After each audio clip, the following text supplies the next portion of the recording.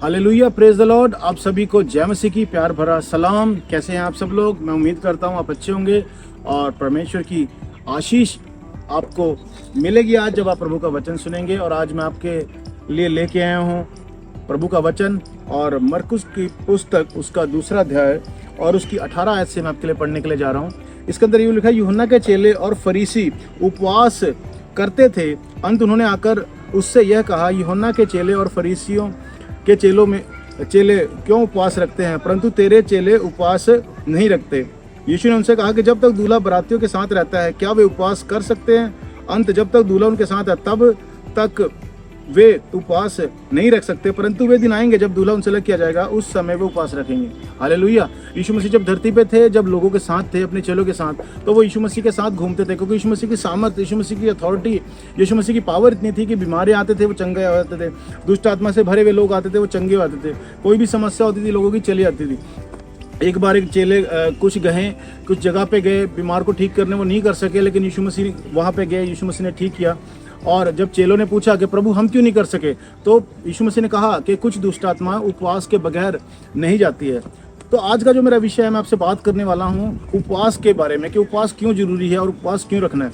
मेरे चीज़ों बाइबल बताती है, भजन संहिता उसका 34 उसकी 7 जब आप पढ़ेंगे, उसमें लिखा हुआ है कि वो यहोवा अपने डरवैयों के ऊपर क्या करता है, अपने स्वर्गदूतों का पहरा बिठाता है। वो अपने डरवैयों को अपने दूत देता है, स्वर्गदूत देता है। मेरे अजीजों, अगर आप परमेश्वर से डरेंगे तो परमेश्वर क्या करेंगे, अपने दूतों को भेजेंगे। दूत क्यों जरूरी है मैं आपको बताता हूँ। सपोज अगर आप इस कमरे में रह रहे हैं और आपका अपना घर है और वहाँ कोई डाकू आता है, कोई चोर आता है और बोलता है कि ये मेरा घर है, लेकिन वो बताता है कि ये मेरा घर है, लेकिन क्या होता है कि वो घर तो आपका है, तो आप उसको कैसे निकालोगे? आप उसको बोलते हो घर से जाने को, लेकिन वो नहीं जा रहा, तो आप पुलिस को फ़ोन करोगे। पुलिस आती है और वो देखती है कि ये घर किसके नाम है। वो डॉक्यूमेंट चेक किए जाते हैं और डॉक्यूमेंट चेक करने के बाद जब पता चलता है कि घर आपका है और वो आपके घर में चोर घुसा है, तो उसको चोर को पुलिस पकड़ती है और जेल में डाल देती है। मेरे अजीजों, ऐसे ही जब हम परमेश्वर के वचन पे चलते हैं तो कोई भी बीमारी अगर हमारे घर में आती है, कोई भी समस्या हमारे घर में आती है, हम उसको बोलते जाने के लिए, वो नहीं जाती, तो हम उस वक्त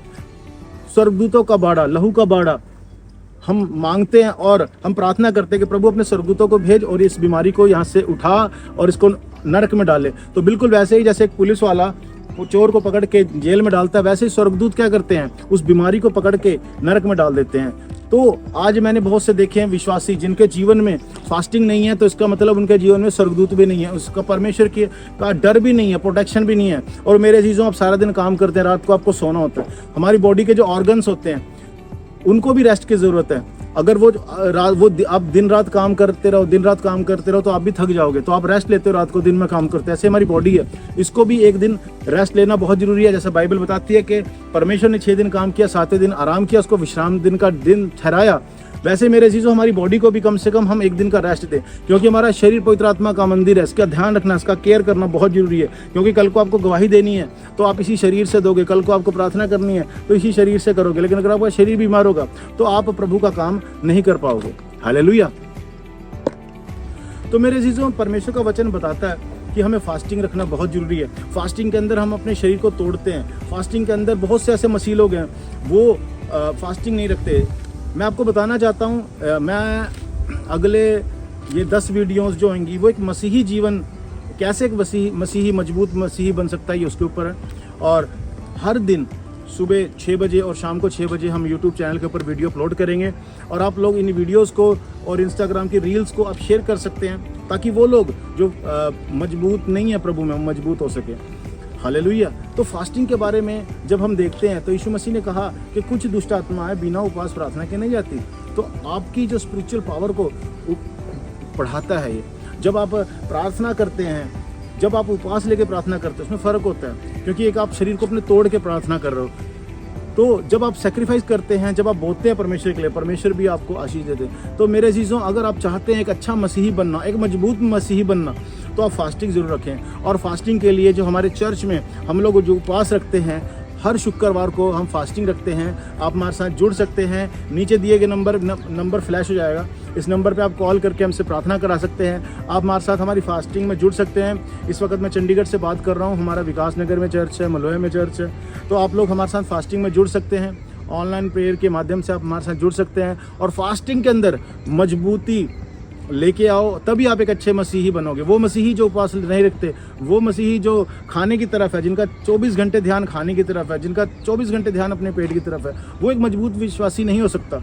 आपको फास्टिंग रखना है, अपने शरीर को तोड़ना है, घुटनों पे आना है, प्रार्थना करना है, परमेश्वर अपने आप को प्रभु के हाथों में सौंपना है। लेकिन आजकल मसीह लोग क्या करते हैं, सिर्फ सोने में और खाने में, सोने और खाने में बिजी हैं। कैसे आप एक मजबूत क्रिश्चियन बनेंगे? हालेलुया। सोचिए इस बारे में। और मैं आप लोगों के लिए प्रार्थना करने के लिए जाता हूँ कि आप में से बंधन टूटे और आपको जो शैतान जो रोकता है उपवास करने से, वो शैतान आपको छोड़ के जाए और आप उपवास रखने वाले एक और प्रार्थना करने वाले एक व्यक्ति बन सकें। और मेरे चीज़ों में बताना चाहता हूँ, अच्छा मसीही, मजबूत मसीही वही है जो उपवास रखता है। शुक्रवार को आप जरूर फास्टिंग रखा कीजिए। आइए मैं आप लोगों के लिए प्रार्थना करूँ ताकि परमेश्वर का आत्मा आपके जीवन में काम करे और जो कोई भी फास्टिंग रखेगा परमेश्वर उसको ब्लेस करेंगे।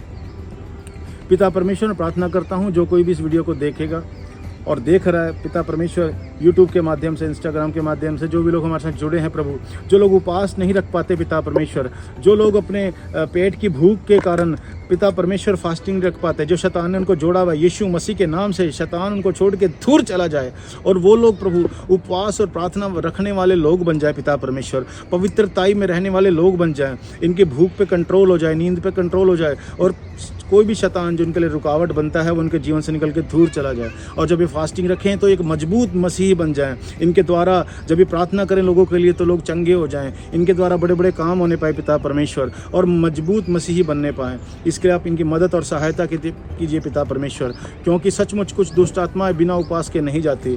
इसलिए पिता परमेश्वर मदद करें कि ये लोग उपवास रख सकें और एक मजबूत क्रिश्चियन बन सकें, मसीही बन सकें। प्रार्थना यीशु मसीह के नाम से मांगता हूँ, आमीन। God bless you. परमेश्वर आपको आशीष दे। मिलेंगे शाम की वीडियो में एक और नए मैसेज के साथ। आप सबको जय मसीह।